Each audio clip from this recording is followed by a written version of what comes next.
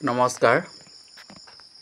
এখেতে গাঁত খান্দি মাটিৰ তলত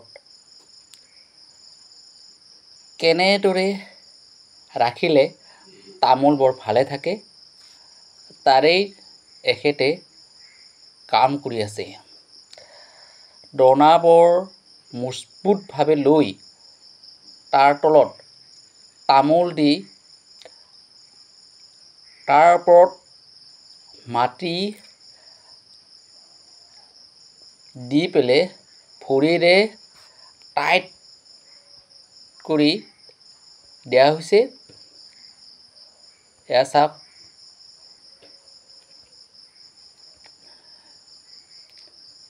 এনে ৰাখিলে হেনো তামোলটো এবছৰলৈকে থাকে আৰু এবছৰৰ পিছত এই তামোলবোৰ খোৱাৰ কাৰণে উপযুক্ত হৈ পৰে।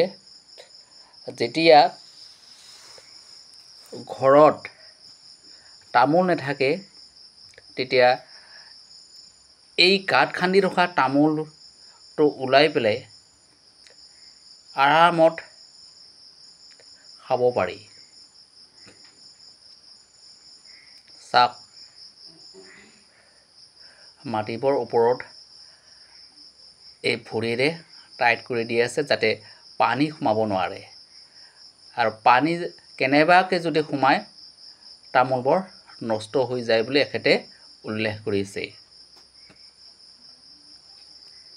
এয়া চাওক, কোদালেৰে এখেতে ধুনীয়াভাৱে মাটি বৰ্তি আছে। ধন্যবাদ। আজিলৈ আহিছোঁ।